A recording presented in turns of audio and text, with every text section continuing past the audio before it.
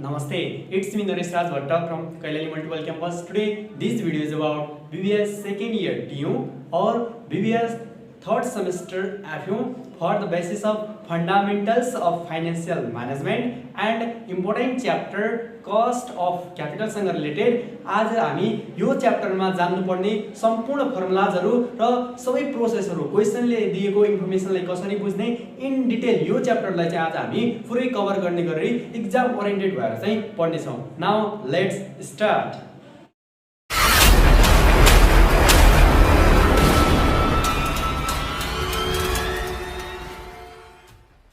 सुरुमा बुझौं what do you mean by cost of capital. Cost of capital भनेको simply पुँजीको लागत हो।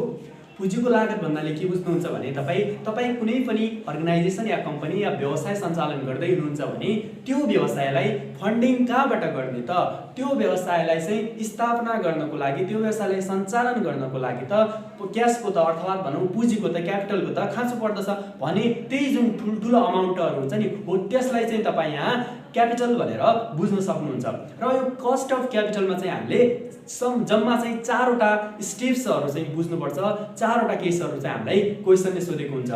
हामीले सुरुमा पढ्नुपर्ने एउटा हो कस्ट अफ डेब्टको कन्डिसन, त्यसैगरी कस्ट अफ प्रिफर्ड स्टकको कन्डिसन, त्यसैगरी हामीले इक्विटीमा कमन इक्विटीमा हामीले दुईटा पढ्नुपर्छ।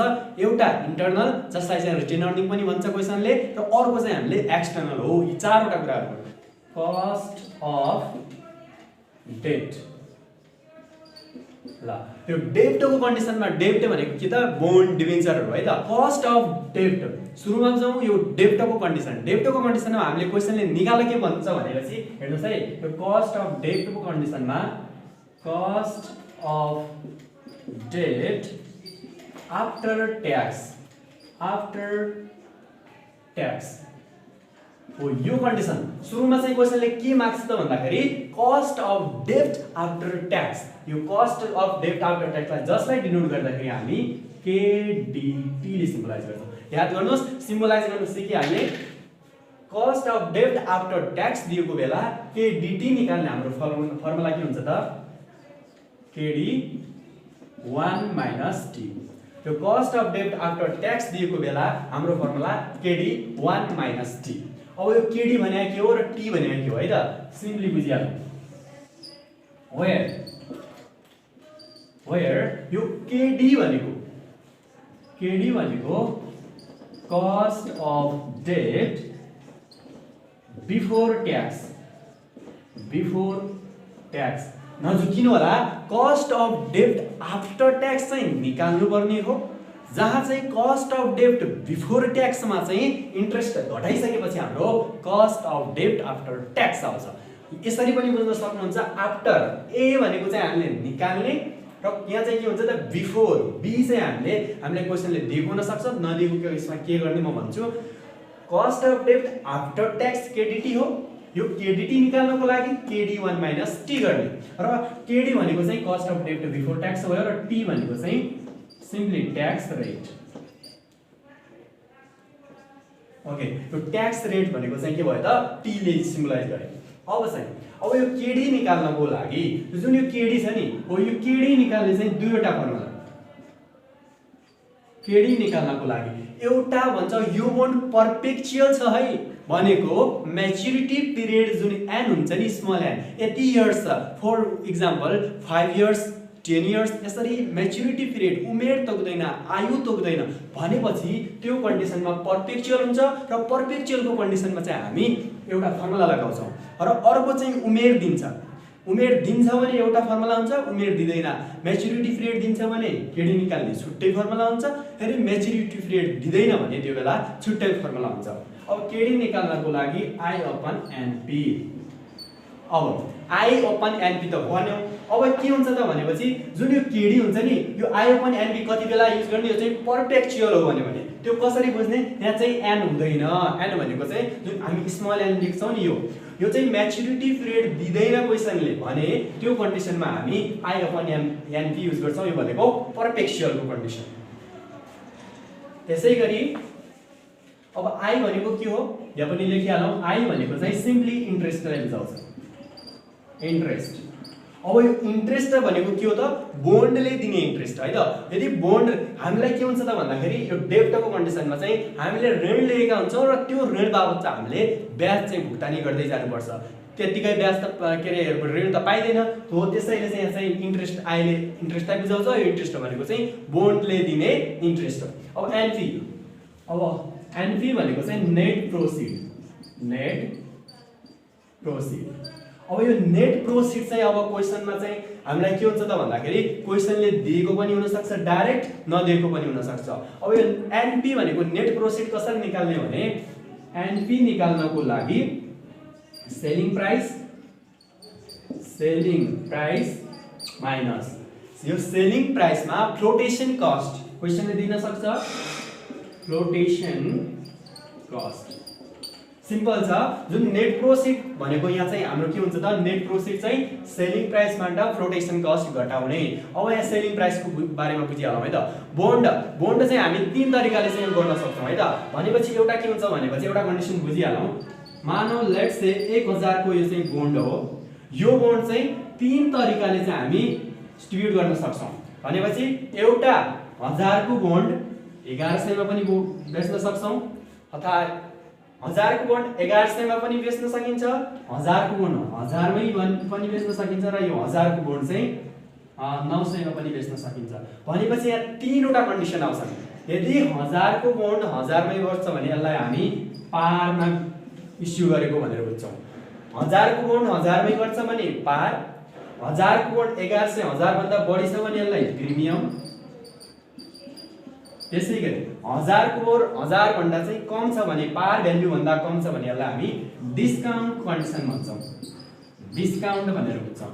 र अब यहाँ सेलिङ प्राइस राख्दाखेरि है त, सेलिङ प्राइस राख्दाखेरि के ध्यान दिने भने यदि पारमा इस्यु गरेको हो भने 1000 मा पारमा गरेको छ भने त्यही पारको राख्ने, यदि प्रिमियममा छ भने प्रिमियमको कन्डिसनमा चाहिँ प्रिमियम जोड्ने। अब म त्यो पनि लेखिहाल्छु है त यहाँनिर। वेयर सेलिङ प्राइस निकाल्दाखेरि पार भ्याल्युमा प्लस प्रिमियम और डिस्काउन्ट हुन पनि सक्छ, या त प्रिमियम नै होला या त डिस्काउन्ट नै होला है त। कि पार भ्याल्यु छ भने पार भ्याल्यु नै सेलिङ प्राइस हुने भयो। यदि इफ क्वेसनले चाहिँ यो पार भ्याल्युमा चाहिँ यति चाहिँ के छ प्रिमियम छ और डिस्काउन्ट छ भन्यो भने यदि माइनस डिस्काउन्ट गर्छौँ है त। ओके, त्यो पार भ्याल्युमा प्रिमियम छ भने जोड्ने, डिस्काउन्ट छ भने घटाइदिने, त्यो चाहिँ हाम्रो सेलिङ प्राइस हुन्छ। र सेलिङ प्राइसमा फ्लोटेसन कस्ट चाहिँ घटाइदियो भने हाम्रो के आउँछ त, नेट प्रोसिड आउँछ। यो चाहिँ हाम्रो कुन कन्डिसन भयो त, परपेक्चुअलको कन्डिसन है त। ल अब चाहिँ हामी रिडिमेबल अथवा हाम्रो यहाँ चाहिँ के मैले के भने त, यो केडी निकाल्नको लागि दुईटा फर्मुला चाहिन्छ। एउटा त आयो पनि एनपी भइहाल्यो, यो चाहिँ कति बेला जब स्मल एन म्याच्युरिटी भ्याल्यु दिँदैन भने त्यो कन्डिसनमा हामी सिम्पली आयो पनि एनपी युज गर्छौँ।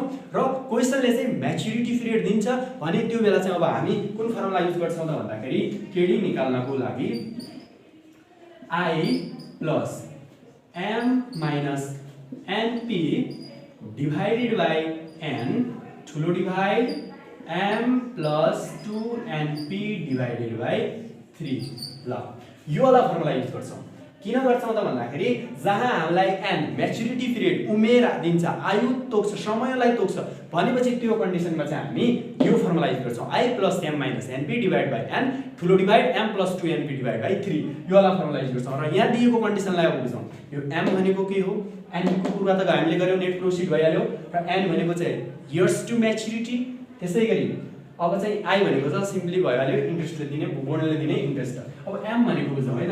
त्यो एम भनेको के हो भने पार भ्याल्यु, अथवा यसलाई क्वेसनले भन्न सक्छ फेस भ्याल्यु, अथवा फेस भ्याल्यु पनि नभनेर के भन्न सक्छ त म्याच्युरिटी भ्याल्यु। क्वेसनले पार भ्याल्यु भने पनि फेस भ्याल्यु भने पनि र म्याच्युरिटी भ्याल्यु भन्ने पनि यसलाई हामी क्यापिटल एम ले डिनोट गर्छौँ। र यो चाहिँ भनेको के हो त पार भ्याल्यु अथवा फेस भ्याल्यु अथवा म्याच्युरिटी भ्याल्यु। अब एनपी भनेको नेट प्रोसिड, यो एन भनेको चाहिँ अब एन भनेको इयर्स टु म्याच्युरिटी अब क्वेसनले भन्न सक्छ यति जस्तो 6 इयर्स बोन्ड 7 इयर्स बोन्ड यसरी क्वेसनले तोकेकै हुन्छ इयर्स टु म्याच्युरिटी। अब यो केटी कतिखेर चाहिँ क्वेसनले चाहिँ दिन सक्छ हैन करेन्ट इन्ट्रेस्ट भनेर चाहिँ कतिखेर क्वेसनले दिन सक्छ। यदि नेट प्रोसिडको कन्डिसन पनि छैन यो केही पनि छैन भने कतिखेर केटी नै हाम्रो के हुन्छ कस्ट अफ डेब्ट आफ्टर कस्ट अफ डेब्ट बिफोर ट्याक्स हुन जान्छ। अब केटी चाहिँ दिएन भने यो वाला र यो यी दुई मध्ये एउटा फर्मुला युज गर्ने। यो वाला फर्मुला कति बेला युज गर्ने जब यो n को भ्यालु दिदैन। यो n को भ्यालु दिदैन भने आयो पनि np गर्ने n को भ्यालु दिन्छ भने यो वाला फर्मुला युज गर्ने। यो चाहिँ हाम्रो कस्ट अफ डेब्टको कन्डिसन भयो। सेकेन्ड नम्बरमा पढ्नु पर्ने हुन्छ कस्ट अफ प्रिफर्ड स्टक अथवा प्रिफरेन्स शेयरको बारेमा हामीले पढ्नु पर्ने। अब दोस्रो छ कस्ट अफ प्रिफर्ड स्टकको बारेमा अथवा यसलाई प्रिफरेन्स शेयर पनि भनिन्छ। यो एउटै कुरा हो। कस्ट अफ प्रिफरेन्स स्टकको बेला हामीले दुईवटा फर्मुला जान्नुपर्छ र यो एकदम तपाईले कस्ट अफ डेब्टको बारेमा बुझ्नुभयो भने यहाँ चाहिँ तपाईलाई सजिलो हुन्छ। अगाडि हामीले केडी निकाल्नको लागि एउटा आयो पनि एनपी अर्को चाहिँ I plus M minus NP divide n ठुलो डिभाइड n + 2np/3 गरेका थियौ नि हो। यहाँ चाहिँ सेम यही फर्मुला तपाईले बुझ्ने हैन। यी दुईटै फर्मुला याद गर्नुभयो भने तपाई कस्ट अफ प्रिफर्ड स्टकको बारेमा मजाले बुझ्नुहुन्छ। किनभने अब थोरै मात्र चेन्ज हुन्छ। अब यसलाई डिनोट गर्दाखेरि चाहिँ के प्रिफर्डको केसमा चाहिँ हामी के PS ले डिनोट गर्छौं। PS ले डिनोट गर्दाखेरि हामी अब यहाँ चाहिँ के हो त यो त प्रिफर्ड स्टक हो। अब स्टकको बेला यो शेयरहरुको बेला के हुन्छ त भन्दाखेरि बोन्डले चाहिँ इन्ट्रेस्टलाई डिनोट गर्छ। बोन्डले दिने इन्ट्रेस्टलाई बुझाउँछ। त्यसैले हामीले आई लेख्छौं यहाँ आई ले मल्टिप्लाई गरेर डिभाइड गर्छौं। तर यो त स्टक हो। स्टक भनेको त शेयर भयो। अब शेयरको कन्डिसनमा के हुन्छ भने शेयरहरुलाई त लाभांश वितरण गरिन्छ डिभिडेन्ड दिन्छ भनेपछि त्यही कन्सेप्टका आधारमा अब हामी यहाँ आई को ठाउँमा मात्रै चेन्ज हुने भयो। सो आई को ठाउँमा हामी के लेख्ने भयो त DPS अपन NP। त्यसैगरी यहाँ पनि KPS =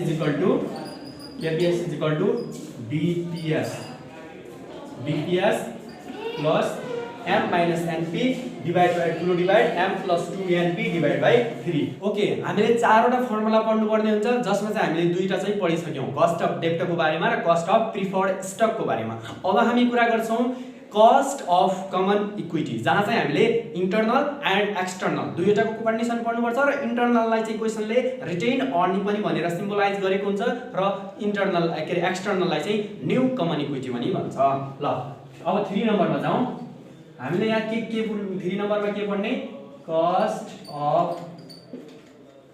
इन्टरनल इक्विटी। यो इन्टरनलको बेला हाम्रो के हुन्छ त फर्मुला त्यो बुझौँ।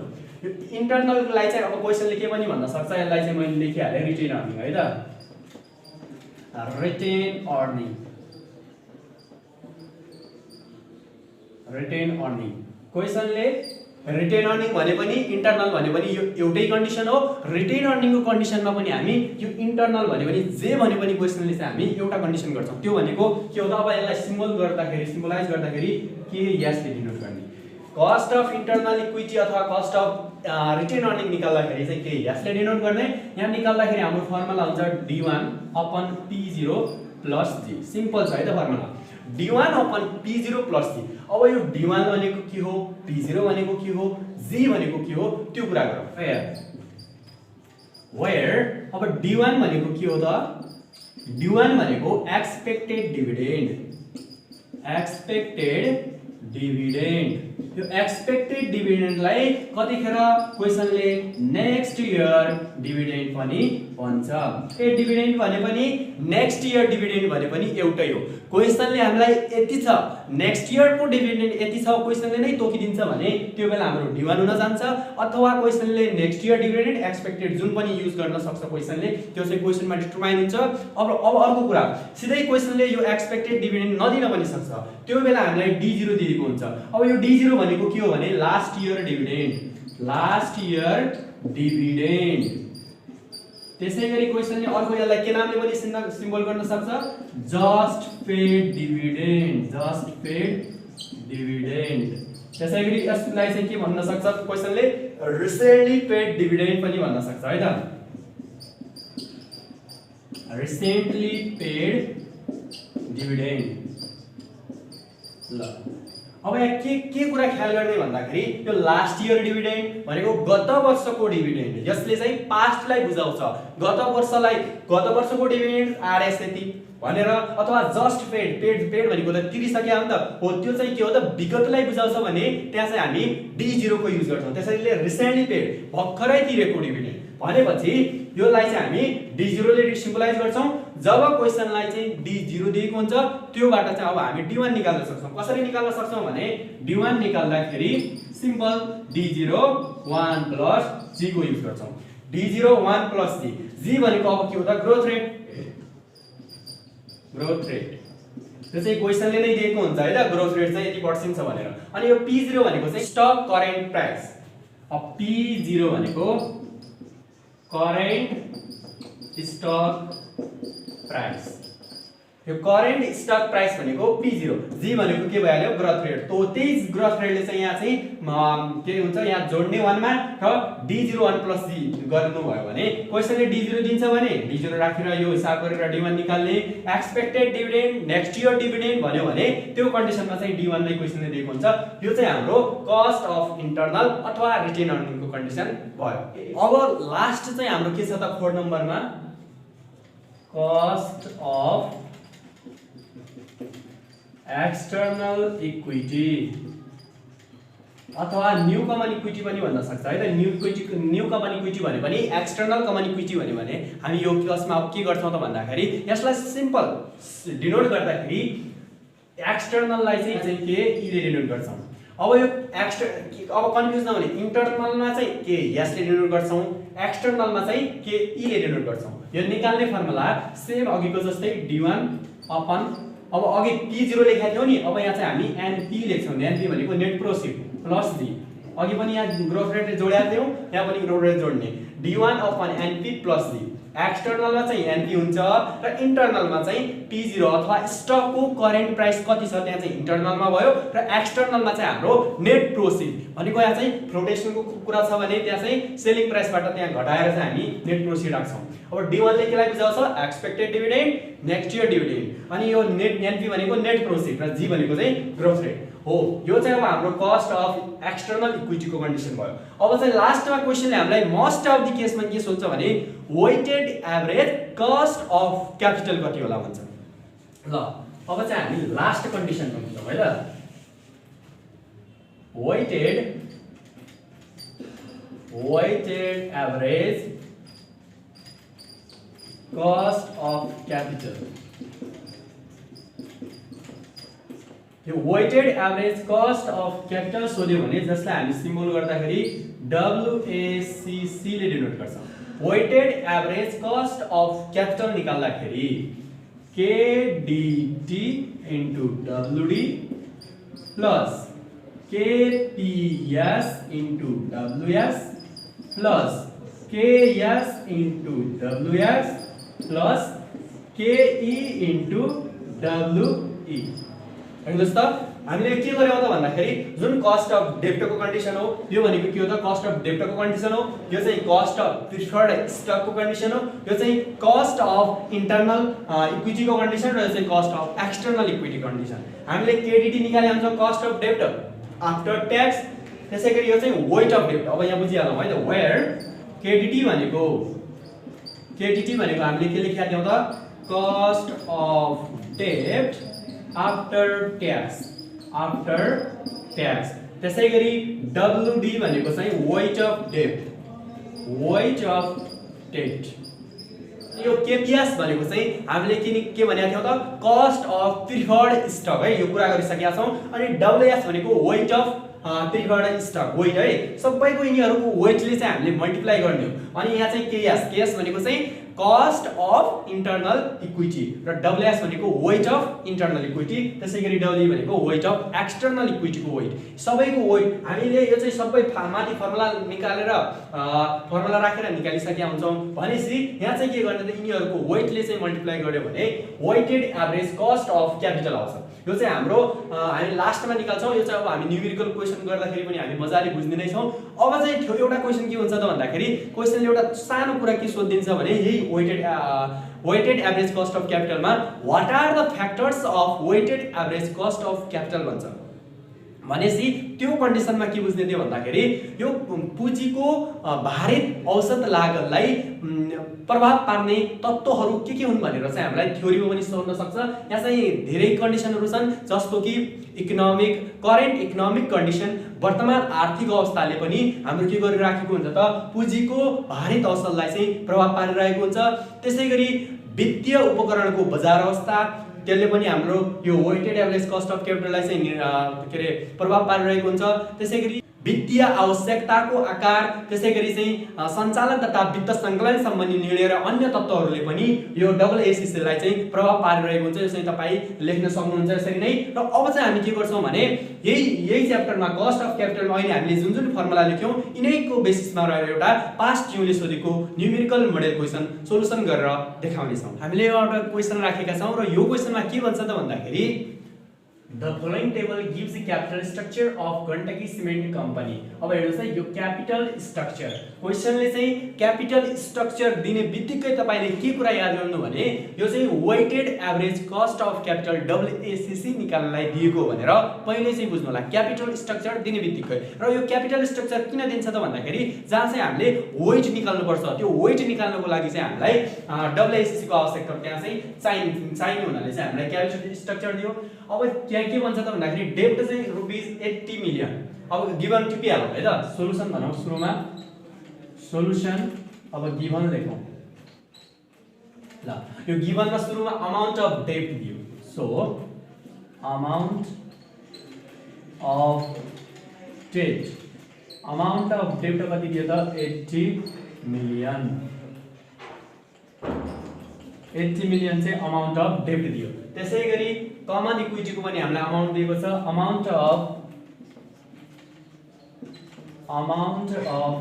Common equity. त्यो कमन इक्विटीको अमाउन्ट कति दियो त 120 मिलियन। ल अब चाहिँ हामीले यहाँबाट के कुरा निकाल्न सक्छौँ त भन्दाखेरि वेट निकाल्न सक्छौँ। सो पछि तपाईले वर्किङ नोट भनेर तल पनि गर्न सक्नुहुन्छ, तर सुरुमै निकाले पनि हामीलाई पछि चाहिँ वर्किङ नोट गर्नु परेन। सो मैले अहिले निकाल्दिए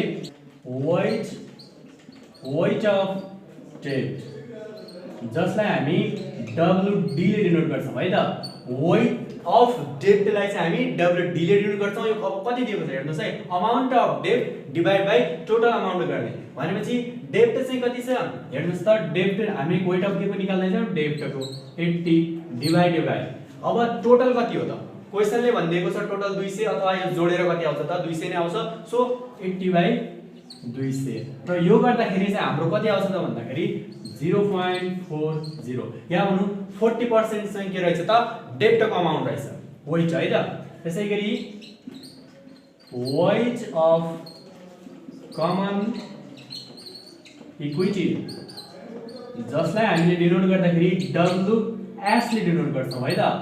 वेट अफ कमन इक्विटीलाई WS ले डिनोट गर्छौँ र यो चाहिँ यसको हेर्नुहोस् है, कमन इक्विटीको कति छ 120। सो 120 डिभाइड बाइ टोटल कति हो त 200 र यो गर्दाखेरि 0.60 आउँछ। ठीक छ, यो गर्दाखेरि हाम्रो कति आयो त 0.60। क्वेसनले अगाडि के दिएको छ भन्दाखेरि current interest rate on new डेब्ट इज ₹10%। अब करेन्ट इन्ट्रेस्ट रेट, अब यहाँ क्वेसनले के भनेको छ भनेपछि इन्ट्रेस्ट र करेन्ट चाहिँ यति छ 10% छ भनेर दिएको छ। तर क्वेसनमा के हुन्छ त भन्दाखेरि यदि फ्लोटेसन कस्ट हो यस्ता कुराहरू क्वेसनले गर्छ भनेपछि त्यो बेला चाहिँ हाम्रो यो करेन्ट इन्ट्रेस्ट रेट चाहिँ हामीले केडी मान्न सक्दैनौँ। सो अहिलेको कन्डिसनमा चाहिँ के छ, फ्लोटेसन कस्ट छैन यो क्वेसनमा, त्यसैले चाहिँ यहाँ हामी कस्ट अफ डेब्ट बिफोर ट्याक्स जसलाई हामी केडी ले सिम्बल गर्छौँ, यो केडी नै हाम्रो के हुने भयो त करेन्ट इन्ट्रेस्ट रेट। कति दिएको छ हामीलाई क्वेसनले, करेन्ट इन्ट्रेस्ट रेट चाहिँ न्यू डेब्ट इज 10%। अथवा कतिखेर के हुन्छ त भन्दाखेरि केडी निकाल्नको लागि आयो पनि एनपी भनेर त्यो पर्फेक्चरको अर्को चाहिँ हामी दुईटा फर्मुला युज गर्छौँ। तर अहिलेको कन्डिसनमा फ्लोटेसन कस्टको पनि केही पनि इयर्सको पनि केही कुरा गरेको छैन, त्यसैले हामी कस्ट अफ डेब्ट फर ट्याक्स नै हाम्रो के हुन्छ करेन्ट इन्ट्रेस्ट रेट चाहिँ हुने भयो। त्यसैगरी the firms marginal tax rate is 30% र ट्याक्स रेट हामीलाई क्वेसनले ट्याक्स रेट पनि दियो, प्राय युजुअली क्वेसनमा ट्याक्स रेट दिएका हुन्छ। ट्याक्स रेट कति दियो त 30%। यसलाई चाहिँ नम्बरमा लानु होला, पछि क्याल्कुलेसन गर्न सजिलो हुन्छ 0.30। 0। अब झुकेर पनि यहाँ 0.03 नलेख्नु होला, 3% लाई 0.03 लेख्छन्, तर 30% भनेको चाहिँ 0.30 हुन्छ है त। यो चाहिँ क्याल्कुलेटरमा पनि हाल्न सक्नुहुन्छ। र त्यसपछि हामीलाई Gandaki cement company had just paid, ल हेर्नुहोस् है, अघि मैले के भनेको थिएँ त फर्मुला लेखाउँदाखेरि भन्दाखेरि यो जस्ट पेड डिभिडेन्ड भने पनि रिसेन्टली पेड डिभिडेन्ड भने पनि अथवा क्वेसनले गत वर्षको डिभिडेन्ड लास्ट पेड डिभिडेन्ड भन्यो भने त्यो भनेको के हो त D0 हो। सो यहाँ चाहिँ हामी just paid dividend, just paid dividend भनेर चाहिँ हामीले यसलाई चाहिँ D0 ले डिनोट गर्छौं, D0 दियो। अब यो D0 कति दियो त भन्दाखेरि क्वेसनले ₹30 पर शेयर भनेको छ, सो ₹30। ल अब अगाडि के भन्छ त भन्दाखेरि dividend is expected to grow at 6% per year forever, र यो डिभिडेन्ड चाहिँ के हुन्छ 6% ले, यो 6% चाहिँ ग्रो हुँदै जान्छ फरएभर, सधैँभरि। सो कन्स्ट्यान्ट ग्रोथ रेट दियो। सो यहाँ चाहिँ अब हामी ग्रोथ रेट लेख्छौं, ग्रोथ रेटलाई हामी G ले डिनोट गर्छौं। यो चाहिँ कति दियो त 6%, सो 6% भनेको चाहिँ 0.06 हुने भयो नम्बरमा लादाखेरि है त। अब चाहिँ के दियो त क्वेसनले भने current market price per share is ₹400। Current market price चाहिँ कति दियो त 400 दियो। सो करेन्ट मार्केट प्राइस जसलाई हामी P0 ले डिनोट गर्छौं, यो चाहिँ RS 400 दियो। ल अब यो चाहिँ हामीले गिवन मात्र सारेको, जस्ट हामीले एउटा के मात्रै निकाल्यौ त वेटहरु निकाल्यौ है त, डेब्टको वेट पनि निकाल्यौ, कमन स्टकको पनि वेट निकाल्यौ, अरु चाहिँ क्वेसनले दिएको चाहिँ जुन गिवन थियो त्यसैलाई चाहिँ सार्यौ। अब चाहिँ हामी ए नम्बरमा जान्छौं। ए नम्बरमा क्वेसनले के माग्छ त भन्दाखेरि calculate company's after tax cost of new डेब्ट and cost of common equity assuming that new equity comes only from retain earning. अब यहाँ चाहिँ दुईटा क्वेशन सोध्यो है त, एउटा कस्ट अफ डेब्ट आफ्टर ट्याक्स, याद गर्नुस् है, यो आफ्टर ट्याक्स निकाल भन्यो, जहाँ चाहिँ हामीलाई कस्ट अफ डेब्ट बिफोर ट्याक्स दिएको छ। सो यहाँ चाहिँ आफ्टर ट्याक्स एउटा क्वेशन भयो, र अर्को क्वेशन चाहिँ यहाँनेर भनेको छ कस्ट अफ कमन इक्विटी पनि के को आधारमा रे रिटेन अर्निङ भनेपछि यहाँ चाहिँ दुईटा क्वेशन भयो।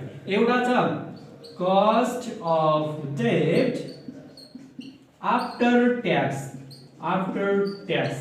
जसलाई हामी KDT ले सिम्बलाइज गर्छौं, र यो निकाल्ने फर्मुला KD1 - T सिम्पल।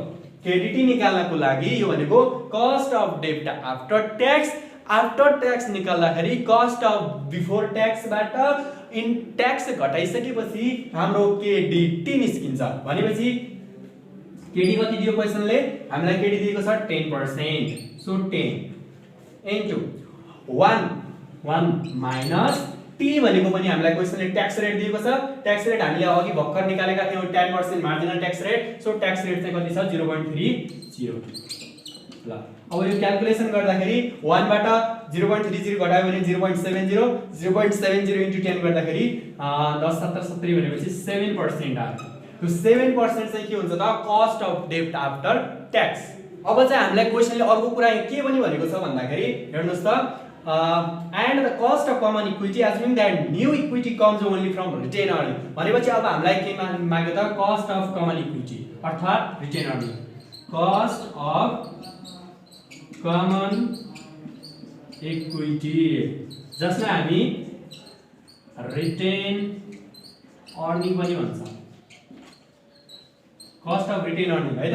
अब यसलाई डिनोट गर्दाखेरि हामीले के भनेका थियौ त KS ले डिनोट गर्ने।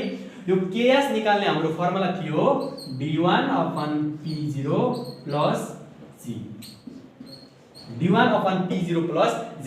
अब D1 भने कि एक्सपेक्टेड डिभिडेन्ड, आशा गरेको डिभिडेन्ड अथवा नेक्स्ट इयर डिभिडेन्ड दिएको छ त छैन। अब कसरी निकाल्ने त भन्दाखेरि सिम्पल D0 1 + G। अब यहाँ चाहिँ वेयर भन्छ है, मतलब वेयर जहाँ चाहिँ D1 निकाल्दाखेरि D0 1 + G गर्ने। अब D0 भनेको कति छ, D0 भनेको चाहिँ हामीलाई क्वेशनले दिएको छ 30 इन्टु 1 + G, G भनेको चाहिँ ग्रोथ रेट 6% भनेको 0.06, र यो क्याल्कुलेसन गर्दाखेरि हाम्रो कति आउँछ त भने 1.06 इन्टु 30 गर्दाखेरि 31.80 रुपीज है त। यो चाहिँ 31.80 के आयो त D1 आयो। अब यहाँ चाहिँ भ्यालु राख्दियौ B1 भनेको अहिले कति निकाल्यौ 31.80 डिवाइड बाइ अब P0 भनेको के हो त प्राइस चाहिँ कति छ त करेन्ट मार्केट प्राइस चाहिँ 400 छ भनेपछि यहाँ चाहिँ हामी 400 राख्छौं प्लस अब G भनेको चाहिँ ग्रोथ रेट चाहिँ क्वेशनले दिएको छ 0.06 0.1395 अथवा यसलाई चाहिँ पर्सेन्टमा राख्दाखेरि पर्सेन्टमा देखाउनु पर्छ सो 13.95 यसलाई चाहिँ इन्टु 100 गर्यो भने 13.95% आउँछ यो के आयो त हाम्रो कस्ट अफ रिटेन अर्निङ अथवा कस्ट अफ कमन इक्विटी हामीले के गर्यौ ए नम्बरको आन्सर चाहिँ क्वेशनले हामीलाई दुईटा कुरा मागेको थियो एउटा मागेको थियो after tax cost of due debt अर्को चाहिँ रिटेन अर्निङ चाहिँ कति होला अर्थात कस्ट अफ कमन इक्विटी कति होला भनेर मागेको थियो यो चाहिँ हामीले ए नम्बरको आन्सर चाहिँ कम्प्लिट गर्यौ अब बी नम्बरमा हामीले के सोच्छ त भन्दाखेरि हेर्नुस् त what will be the company weighted average cost of capital ओ डब्ल्युएससी कति होला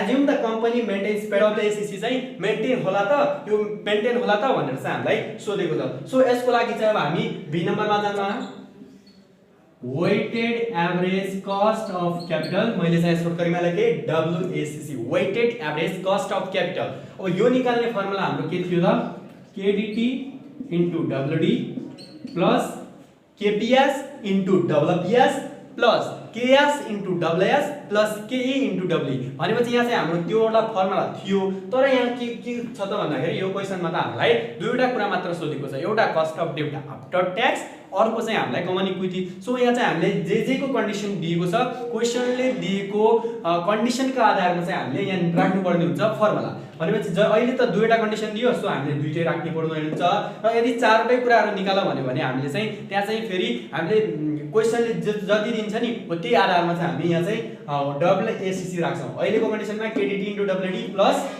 KS * WS हुने भयो है त ल यो KDT भनेको कस्ट अफ डेब्ट आफ्टर ट्याक्स जुन चाहिँ हामीले ए नम्बरमा कति निकालेका थियौ त 7% इन्टु WD वेट अफ डेब्ट कति छ वेट अफ डेब्ट भनेको हामीले 0.40 निकालेका छौं प्लस त्यसैगरी KS भनेको चाहिँ हामीले कमन इक्विटी अथवा रिटेन अर्निङ कति निकालेका थियौ त अघि भर्खर यहाँ गर्दाखेरि हिसाब गर्दाखेरि 13.95 इन्टु वेट अफ यस भनेको चाहिँ कमन इक्विटीको वेट अफ कमन इक्विटी कति छ त 0.60 ल अब यसलाई चाहिँ हामी के गर्छौं क्याल्कुलेटरमा हिसाब गर्छौं 700 को 28 भनेको 2.8 आयो प्लस 13.95 इन्टु 0.60 गरौँ है त